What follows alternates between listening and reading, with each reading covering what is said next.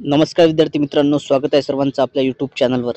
मित्रांनो, आजच्या या व्हिडिओमध्ये आपण शिक्षक पात्रता परीक्षा म्हणजेच TET 2025 यामध्ये 23 नोव्हेंबर 2025 रोजी होणारा जो पेपर आहे, तर या पेपरकरता आधारित आतापर्यंत पेपरमध्ये विचारलेले मानसशास्त्र या विषयावरील महत्त्वपूर्ण 30 प्रश्न, जे की पेपर 1 आणि पेपर 2 साठी महत्त्वपूर्ण असणार आहेत, असे प्रश्न या व्हिडिओमध्ये आपण घेणार आहोत.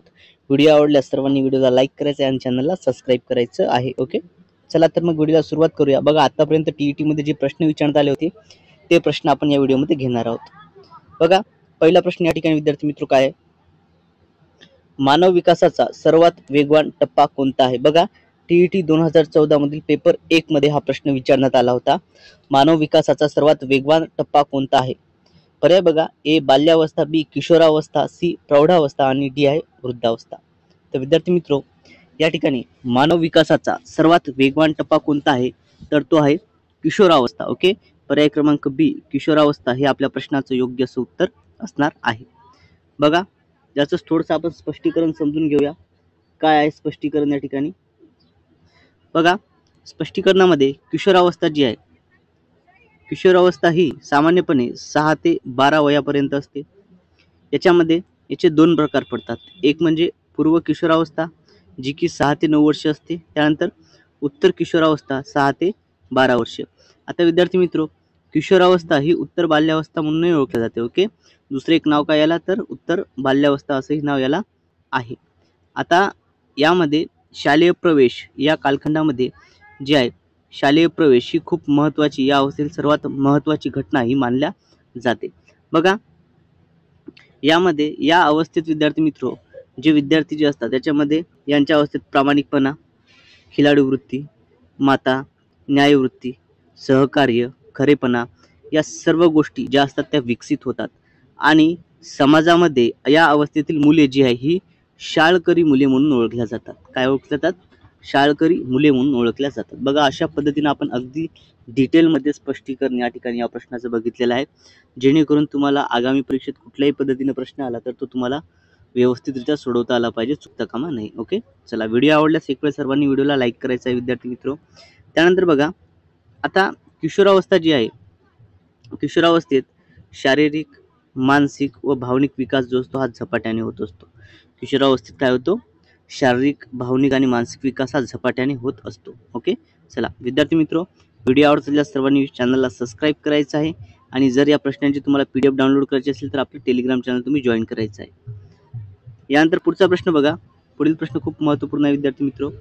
जीन पियाजे यांच्या मते 7 ते 11 वयोगटातील मुलं कोणत्या टप्प्यात असतात? बघा, TET 2016 मधील पेपर 2 करता आलेला हा प्रश्न होता विद्यार्थी मित्रो. जीन पियाजे यांच्या मते 7 ते 11 वयोगटातील मुलं ही कोणत्या टप्प्यात असतात? पर्याय पहा, ए आहे संवेदनग्राही टप्पा, बी पूर्व संकल्पनात्मक टप्पा, सी ठोस संक्रियात्मक टप्पा आणि डी औपचारिक संक्रियात्मक टप्पा. तर बघा, या ठिकाणी जे असतात ती काय, या प्रश्नाचं उत्तर आहे ठोस संक्रियात्मक टप्पा. पर्याय क्रमांक सी आपल्या या प्रश्नाचं योग्य असं उत्तर असणार आहे. ओके, चला, आता याचं थोडंसं स्पष्टीकरण आपण समजून घेऊया.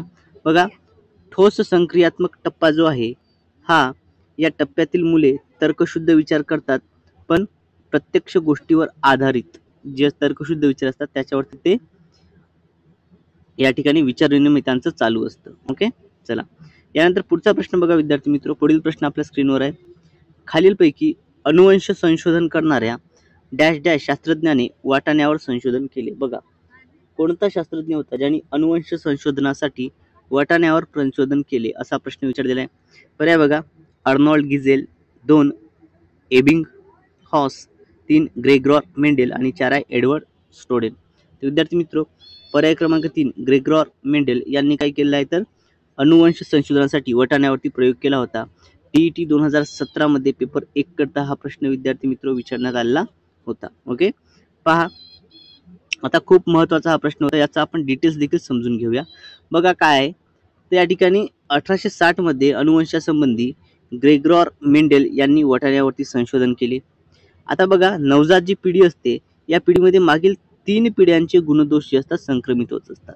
यामध्ये आई वडिलांकडून 50% गुण मिळतात, आजी आजोबाकडून 25%, आणि पणजी पंजोबाकडून 25% अशा पद्धतीने हे गुणदोष असतात हे एका पिढीकडून दुसऱ्या पिढीकडे संक्रमित होत असतात. ओके, पहा हा विद्यार्थी मित्र सर्वांनी IMP आहे, सर्वांनी हे नोट डाऊन करून ठेवायचं आहे. आगामी परीक्षेमध्ये आपल्याला याच्यावरती देखील या पद्धतीनं किती % किती टक्के मध्ये गुणदोष जे असतात ते संक्रमित होतात असा जर प्रश्न आला तर आपल्याला लक्षात असलं पाहिजे. आई वडिलांकडून 50%, आजोबांकडून 25 आणि पंजोबाकडून 25%.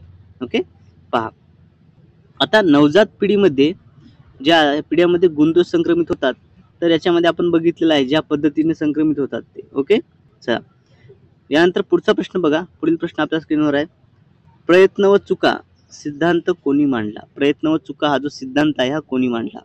पर्याय बघा या ठिकाणी पॅवलॉन, थॉर्नडाईक, स्किनर आणि कोहलबर्ग. बघा TET 2014 मध्ये हा पेपर 2 करता आलेला हा प्रश्न आहे विद्यार्थी मित्र. तर आता प्रयत्न व चुका हा जो सिद्धांत आहे हा कोणी मांडलेला आहे? तर हा थॉर्नडाईक यांनी मांडलेला आहे. कोणी मांडलेला आहे? थॉर्नडाईक. पर्याय क्रमांक B आपल्या प्रश्नाचं योग्य असं उत्तर आहे. बघा जो आहे हा सिद्धांत यांनी मांडला. आता चुका आणि शिका सिद्धांत हा थॉर्नडाईक या शास्त्रज्ञांनी मांडला. 1898 साली ॲनिमल इंटेलिजन्स नावाच्या ग्रंथामध्ये त्यांनी ही संबंधी उपपत्ती मांडली. आता थॉर्नडाईक यांनी कुत्रा, मांजर, मासे, कोंबडा इत्यादी प्राण्यांवरती प्रयोग केले. ओके, यांनी काय इत्यादी प्राण्यांवरती या ठिकाणी प्रयोग केले. कोणकोणत्या प्राण्यांवर केले? त्याच्यामध्ये कुत्रा, मांजर, मासे आणि कोंबडा हे लक्षात असू द्या. ओके, थॉर्नडाईकने कोणकोणत्या प्राण्यांवर जर प्रयोग केले असा प्रश्न आपल्याला आला तर या ठिकाणी हे लक्षात असलं पाहिजे. यानंतर पुढचा प्रश्न बघा. अभिजात अभिसंधान उपपत्ती कोणी मांडली? TET 2024 मध्ये हा प्रश्न विचारण्यात आला होता. ओके, 10 नोव्हेंबर 2024 ला जी TET झाली होती तर त्यामध्ये हा प्रश्न विचारण्यात आला होता. पर्याय पहा स्किनर, कोहलर, पॅवलॉन यापैकी नाही. अभिजात अभिसंधान ही जी उपपत्ती आहे विद्यार्थी मित्र ही कोणी मांडलेली आहे? तर ही आहे पॅवलॉन यांची. कोणाची आहे? पॅवलॉन. ओके, पॅवलॉन. आता या ठिकाणी बघा आपल्याला या ठिकाणी एक चित्र दिसते कुत्र्याचं. ओके, या ठिकाणी आपल्याला चित्र काय दिसतंय? डॉगचं चित्र दिसतंय. आता हे डॉगचं चित्र का काढलेलं आहे तर आपल्याला उपपत्ती लक्षात असली पाहिजे. थॉर्नडाईक यांनी कोणत्या प्राण्यावर प्रयोग केला होता? तर थॉर्नडाईक यांनी कुत्र्यावरती प्रयोग केला होता. ओके, पॅवलॉननी कशावर प्रयोग केला होता? पॅवलॉननी कुत्र्यावरती प्रयोग केला होता. ओके, चला स्किनर जो आहे स्किनरचा आहे कबूतर. बघा अभिजात अभिसंधान ही जी उपपत्ती आहे. ओके, अभिजात अभिसंधान ही जी उपपत्ती आहे ही उपपत्ती कोणी मांडलेली आहे? तर ही उपपत्ती डॉक्टर इव्हन पेट्रोविच पॅवलॉन यांनी मांडलेली आहे. ओके, पॅवलॉन यांनी ही उपपत्ती मांडलेली आहे. बघा याच्यामध्ये काय आता या उपपत्तीचं शैक्षणिक महत्त्व आपण या ठिकाणी जाणून घेऊया. ओके, या उपपत्तीचं शैक्षणिक महत्त्व आपल्याला जाणून घ्यायचं आहे. बघा अभिसंधानामुळे अध्ययनाची सवय बालकांना लावता येते, मुलांच्या वृत्ती बदलता येतात, बालकांना योग्य सवयी व त्याचे वर्तन जे आहे वाईट वर्तन ते नष्ट करता येतं. ओके, त्यांना योग्य सवयी लावून त्यांचे वाईट वर्तन जे आहे ते नष्ट करता येतात अशा पद्धतीचे आहे. मित्रांनो जर व्हिडिओ आवडत असल्यास सर्वांनी व्हिडिओला लाईक करायचं आहे आणि आपल्या चॅनलला सबस्क्राईब देखील करायचं आहे. ओके, बघा कशा पद्धतीने या ठिकाणी सांगतो. सर्वप्रथम जे आहे आपल्या चॅनलला सबस्क्राईब करायचं आहे, त्यानंतर साईडला जे बेल आयकॉन आहे त्याला देखील प्रेस करायचं आहे म्हणजे येणाऱ्या आगामी व्हिडिओजची अपडेट तुम्हाला मिळत राहील. आणि हा जो व्हिडिओ आहे या ज्या नोट्स आहेत या नोट्स ज्या PDF मिळवण्याकरता आपलं टेलिग्राम चॅनल तुम्ही जॉईन करायचं आहे ज्याची लिंक या व्हिडिओच्या डिस्क्रिप्शन बॉक्समध्ये दिलेली आहे. ओके, TET 2025 संदर्भात सर्व प्रश्न आपण घेत आहोत, सर्व नोट्स तुम्हाला आपल्या चॅनलवरती मिळून जातील. ओके, तिथं त्या अपलोड केलेल्या आहेत. यानंतर पुढचा प्रश्न बघा. पुढील प्रश्न आपल्या स्क्रीनवर आहे. उद्दिष्टांचे श्रेणीबद्ध वर्गीकरण ही संकल्पना डॅश डॅश यांनी मांडली. कोणी मांडलेली आहे? बघा TET 2019 मध्ये हा प्रश्न विचारण्यात आला होता. उद्दिष्टांचे श्रेणीबद्ध वर्गीकरण ही संकल्पना कोणी मांडली? पर्याय बघा गॅग्ने, एटकिन्सन, डॉक्टर ब्लूम आणि ॲरिस्टॉटल. तर उद्दिष्टांचे श्रेणीबद्ध वर्गीकरण ही आहे डॉक्टर ब्लूम यांची. कोणती संकल्पना आहे? डॉक्टर ब्लूम यांनी उद्दिष्टांचे श्रेणीबद्ध वर्गीकरण जे आहे ते मांडलेलं होतं. बघा याचं स्पष्टीकरण जाणून घेऊया. या ठिकाणी उद्दिष्टांचे श्रेणीबद्ध वर्गीकरण ही संकल्पना डॉक्टर ब्लूम यांनी मांडली आहे. 1948 मध्ये त्यांनी हे वर्गीकरण केलं आणि ते त्यांनी 3 विभागामध्ये केलं. किती विभागामध्ये केलं? त्यांनी ते 3 विभागामध्ये केलं. आता बघा याच्यामध्ये यांनी 3 विभाग सांगितले होते. कोणकोणते आहेत ते 3 विभाग? एक म्हणजे बोधात्मक व ज्ञानात्मक क्षेत्र, त्यानंतर आहे भावनात्मक क्षेत्र आणि तिसरं आहे क्रियात्मक क्षेत्र. अशा 3 विभागामध्ये डॉक्टर ब्लूम यांनी जे आहे हे वर्गीकरण केलेलं आहे. ओके, चला सर्वांनी एक वेळ व्हिडिओला लाईक करायचा आहे, शेअर करायचं आहे आणि आपल्या चॅनलला फॉलो करायचं आहे. यानंतर पुढचा प्रश्न बघा. खालीलपैकी पृच्छा प्रतिमानाचे जनक कोण आहेत? बघा पृच्छा प्रतिमानाचे जनक कोण आहेत असा प्रश्न आपल्याला विचारलेला आहे. TET 2017 मधील हा प्रश्न या ठिकाणी दिसतोय आपल्याला बघा. ए डॉक्टर ब्रूस जॉइस, बी डेव्हिड असुबेल, सी जेरॉन ब्रुनर आणि डी आहे रिचर्ड सचमन. तर बघा कोणतं प्रतिमान आपल्याला विचारलेलं आहे तर या ठिकाणी पृच्छा प्रतिमान आपल्याला विचारलेलं आहे विद्यार्थी मित्र. कोणतं? पृच्छा. बघा पृच्छा प्रतिमाचे जनक आहेत रिचर्ड सचमन. कोण आहेत? रिचर्ड सचमन हे पृच्छा प्रतिमानाचे जनक आहेत. ओके, रिचर्ड सचमन हे पृच्छा प्रतिमानाचे जनक या ठिकाणी आहेत. बघा आता याचं स्पष्टीकरण आपण समजूया. बघा पृच्छा प्रतिमाचे जनक हे रिचर्ड सचमन आहेत. कोण आहेत? रिचर्ड सचमन हे पृच्छा प्रतिमानाचे जनक आहेत. आता विद्यार्थी मित्रो या पद्धतीने अनेक जे प्रतिमाने होती या सर्वांचे आपण जनक समजून घेऊया. बघा रिचर्ड सचमन जे आहे, रिचर्ड सचमन हे कोणतं आहे तर पृच्छा प्रतिमान. रिचर्ड सचमन पृच्छा प्रतिमान. त्यानंतर हिल्डा टाबा जो आहे यांचं उद्गम प्रतिमान. जेरॉन ब्रुमर संकल्पना प्राप्ती प्रतिमान. जेरॉन ब्रुमर काय? संकल्पना प्राप्ती प्रतिमान. आणि जीन पियाजे बोधात्मक विकास प्रतिमान. जीन पियाजे यांचं कोणतं आहे तर बोधात्मक विकास प्रतिमान. या पद्धतीचे जे आहेत ही प्रतिमानी आहेत. ओके, बघा या प्रतिमानांची आपल्याला PDF करण्यासाठी काय करायचं आहे, आपलं टेलिग्राम चॅनल सर्वांनी जॉईन करायचं आहे. तसेच जर तुम्ही अजूनही आपल्या चॅनलला सबस्क्राईब केलं असेल तर सर्वांनी चॅनलला सबस्क्राईब करायचं आहे. साईडला जे बेल आयकॉन आहे त्याला देखील प्रेस करायचं आहे आणि सर्वांनी जे आहे व्हिडिओला लाईक आणि शेअर करायचं आहे. ओके, TET 2025 करता तयारी करत असलेल्या सर्व विद्यार्थ्यांनी या ठिकाणी हे करायचं आहे. त्यानंतर पुढचा प्रश्न बघा, मानवी वर्तनाचे शास्त्र. बघा मानवी वर्तनाचे शास्त्र ते मानसशास्त्र अशी व्याख्या यांनी केली. बघा TET 2013 करता पेपर 1 मध्ये हा प्रश्न विचारण्यात आला होता. बघा पर्याय बघा, A Watson, B Thorndike, C William Wundt आणि 4 आहे मॅकडुगल. विद्यार्थी मित्र दिलेल्या पर्यायापैकी या ठिकाणी कोण आहे? बघा मानवी वर्तनशास्त्र ते मानसशास्त्र, मानवी वर्तनशास्त्र ते मानसशास्त्र अशी व्याख्या आहे वॅटसन यांची. ओके, JB वॅटसन पर्याय क्रमांक ए आपल्या प्रश्नाचं योग्य असं उत्तर आहे. ओके, पहा आता या ठिकाणी काय आहे बघा विद्यार्थी मित्र, अमेरिकेतील वर्तनवादी मानसशास्त्र वॅटसन यांनी बोधावस्था जुगारून देऊन मानवी वर्तनाचे शास्त्र ते मानसशास्त्र, okay, psychology is the science of human behaviour अशी मानसशास्त्राची व्याख्या केली. कोणी केली तर वॅटसन. ओके, वॅटसन हा कोण्या देशाचा होता तर हा अमेरिका देशाचा होता. ओके, पहा आता विद्यार्थी मित्र यानंतर पुढचा प्रश्न बघा, अत्यंत महत्त्वपूर्ण असा हा प्रश्न या ठिकाणी आपल्याला दिसतोय. प्रश्न पहा काय आहे विद्यार्थी मित्र या ठिकाणी बघा, कातड्याच्या निर्जीव पट्ट्याला अंधारात साप समजून आपण घाबरतो हे कशाचे उदाहरण आहे? बघा हा प्रश्न देखील TET मध्ये विचारण्यात आला होता. ओके, कातड्याच्या निर्जीव पट्ट्याला अंधारात साप समजून आपण घाबरतो तर हे कशाचे उदाहरण आहे? पर्याय बघा, ए आहे समावेश, बी मनाचा कल, सी इंद्रिय भ्रम आणि डी आहे चित्तभ्रम. कशाचे उदाहरण आहे? तर बघा कातड्याच्या निर्जीव पट्ट्याला अंधारात साप समजून बघणे हे कशाचं उदाहरण तर हे आहे इंद्रिय भ्रम. आपल्या इंद्रियाला त्या ठिकाणी भ्रम होत असतो. पर्याय क्रमांक सी इंद्रिय भ्रम हे आपल्या प्रश्नाचं योग्य असं उत्तर आहे. बघा या पद्धतीने जर चामड्याचा बेल्ट असेल, ओके, कातड्याचा बेल्ट असेल आणि या पद्धतीचा साप आहे तर आपल्याला अस्पष्ट दिसल्यामुळे काय वाटते कधी कधी की हा सापच आहे काय, काय वाटतं हा सापच आहे काय, तर हा झाला इंद्रिय भ्रम. हे कशाचं उदाहरण आहे तर हे इंद्रिय भ्रमाचं उदाहरण या ठिकाणी आहे विद्यार्थी मित्र. ओके, चला क्लिअर आहे सर्वांना. बघा आता थोडंसं आपण या ठिकाणी डिटेल समजून घेऊया याचं. पहा स्पष्टीकरण बघा काय होतं याच्यामध्ये, नेमकं का होतं ह्या इंद्रिय भ्रम.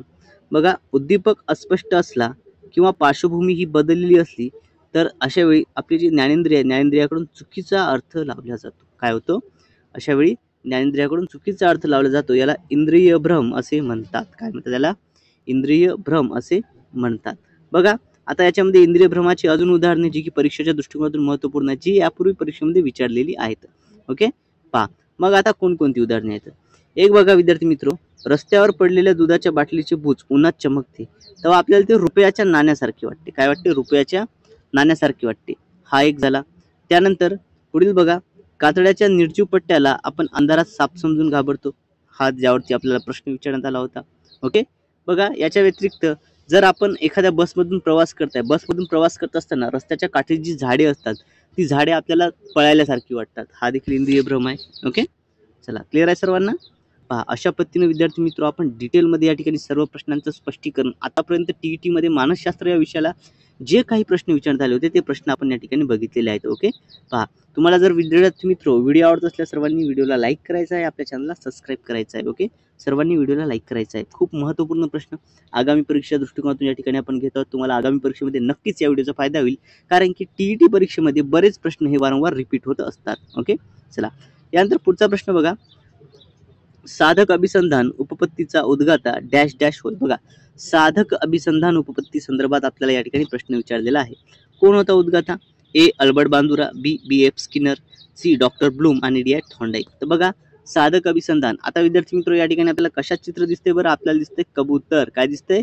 कबूतर. कबुतरावरती प्रयोग कोणत्या शास्त्रज्ञाने केला होता? तर तो स्किनरने केला होता. कोणी?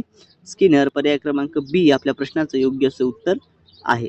पहा, BF स्किनर हा जो शास्त्रज्ञ होता, यांनी हा एक अमेरिकन मानसशास्त्रज्ञ होता. याने साधक अभिसंधान उपपत्तीचा उद्गाता याने कबुतरावरती जो प्रयोग केला त्यासाठी पेटी तयार केली होती त्याने, म्हणजे स्किनर बॉक्स म्हणून या नावाने ओळखली जाते. काय? स्किनर बॉक्स या नावाने ही पेटी ओळखल्या जाते. आता साधक अभिसंधान उपपत्ती सांगते काय बरं? तर बघा, विशिष्ट उद्दिष्ट प्राप्तीसाठी जेव्हा एखादी क्रिया साधन म्हणून उपयोगी पडते तेव्हा विशिष्ट क्रिया साधनाभूती झाली असे म्हणतात, आणि साधनाभूत होण्याच काय? अभिसंधान, किंवा याला साधक अभिसंधान असे म्हणतात. ओके, इन्स्ट्रुमेंटल कंडिशनिंग असं आपण या ठिकाणी म्हणू शकतो. पहा विद्यार्थी मित्रो, दररोज जर TETचे व्हिडिओ बघायचे असतील, TETच्या प्रश्नपत्रिकेचे व्हिडिओ बघायचे असतील तर त्याकरता आपल्या चॅनलला सबस्क्राईब करायचं आहे, आणि सबस्क्राईब केल्याच्या नंतर साईडला जे बेल आयकॉन आहे याला देखील प्रेस करायचं आहे, म्हणजे येणाऱ्या आगामी व्हिडिओची अपडेट तुम्हाला मिळत राहील. सोबतच जर ही प्रश्नांची PDF जर तुम्हाला डाउनलोड करायची असेल स्पष्टीकरणासह, तर ही स्पष्टीकरणासह PDF आपल्या टेलिग्राम चॅनलवर टाकण्यात आलेली आहे. त्या ठिकाणी जाऊन तुम्ही डाउनलोड करू शकता. ओके, चला मित्रांनो, आजच्या या व्हिडिओमध्ये एवढंच. भेटूया आता पुढच्या व्हिडिओमध्ये. Thank you so much.